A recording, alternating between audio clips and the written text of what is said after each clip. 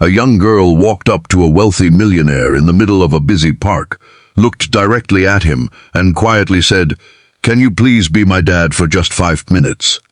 At first, the man thought it was an innocent child's joke, but moments later she pulled an old photograph from her small purse. The second he saw that picture, his smile vanished. His heart nearly stopped, because the man standing in that photo looked exactly like him. What happened next would change 3 lives forever. If heartwarming stories inspire you, don't forget to subscribe, like this video, and tell us where you're watching from. Your support helps us bring more meaningful stories to people everywhere. It was a beautiful Saturday afternoon in Central Park. Children played across the green fields. Families enjoyed picnics, and cheerful music floated through the air from a nearby performer. On a bench beside the fountain sat Richard Hale.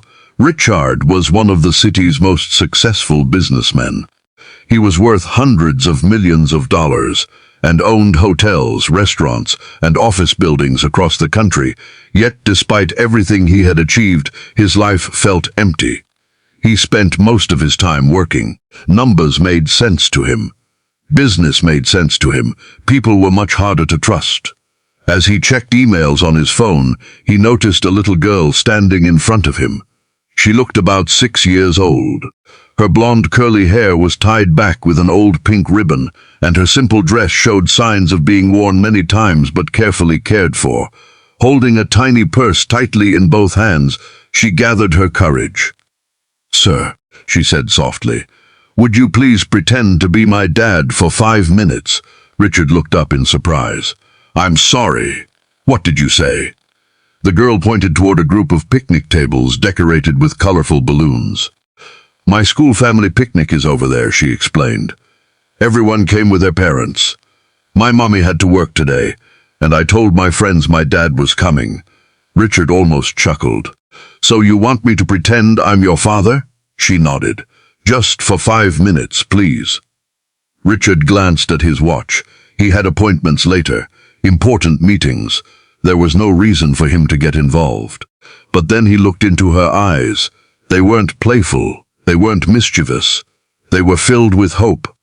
And beneath that hope was a sadness she was trying very hard to hide. Something inside him softened. He stood up, adjusted his jacket, and smiled. "Okay, 5 minutes." The little girl's face instantly lit up. She grabbed his hand and happily led him across the lawn. As they approached the picnic area, teachers smiled warmly. Parents greeted him politely. For the next few minutes, Richard played along. He helped her toss beanbags during games. He cheered when she won a cupcake. And he listened proudly as she introduced him to everyone as her dad. Something unexpected happened during those few minutes. Richard found himself laughing, not because of business, not because of success, but simply because he was happy. It was a feeling he hadn't experienced in a very long time. Then suddenly the girl reached into her purse. "Thank you," she said. "But there's something important I need to show you." She handed him a folded photograph. Richard carefully opened it. The image showed a young woman holding a newborn baby inside a hospital room. Standing beside her was a young man, dark hair, sharp eyes. A familiar face, too familiar. Richard stared in shock. The man looked exactly like him. His hands started trembling. "Where did you get this picture?" he asked quietly. The girl looked up at him. "That's my mommy," she said, pointing at the woman. Then she pointed at the man. "She told me my daddy was a good man who never knew I was born." Richard felt his throat tighten. Suddenly, memories came rushing back. 20 years ago, long before the money, the success, and the headlines, he had fallen deeply in love with a young woman named Eleanor. They had been young. They had struggled financially. But they had dreamed about building a future together. Then everything fell apart. A misunderstanding separated them. A sudden move took him away. Eventually, they lost contact completely. Richard searched for her for a while, but over time he buried himself in work and convinced himself to move on. Now, staring at that photograph, he felt the past crashing back into his life. "What is your name?" he asked. "Lily." "And your mother's name?" "Elena Brooks." Richard could barely breathe.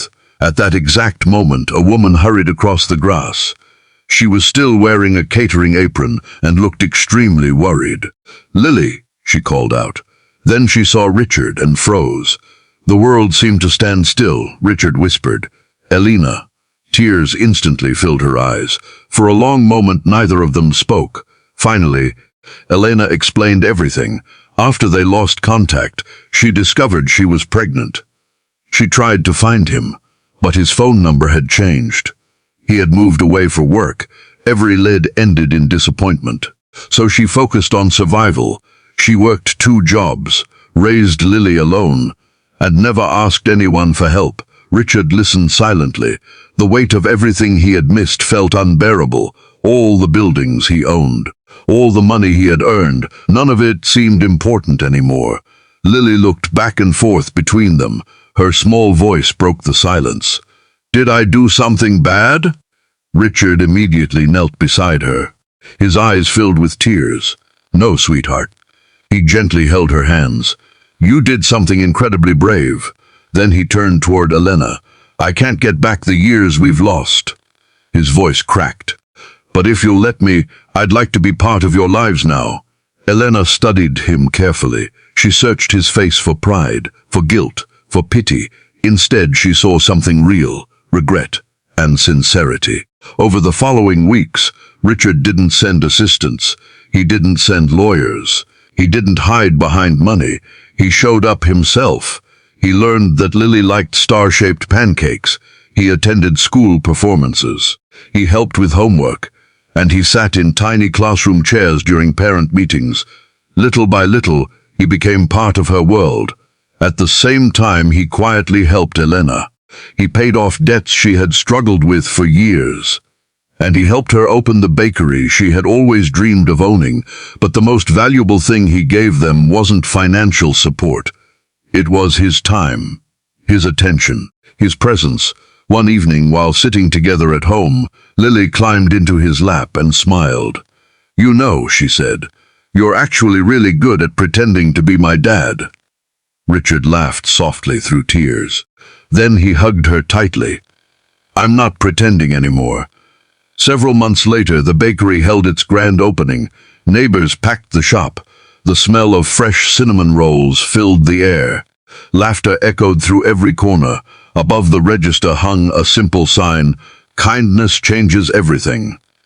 As Richard watched Lily happily hand out free cookies to children, he finally understood something that years of success had never taught him. True wealth isn't measured by what you own.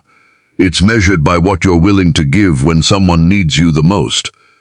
Sometimes, one small request can change everything. One unexpected moment can heal old wounds. One act of kindness can create an entirely new future. And sometimes, the person whose life changes the most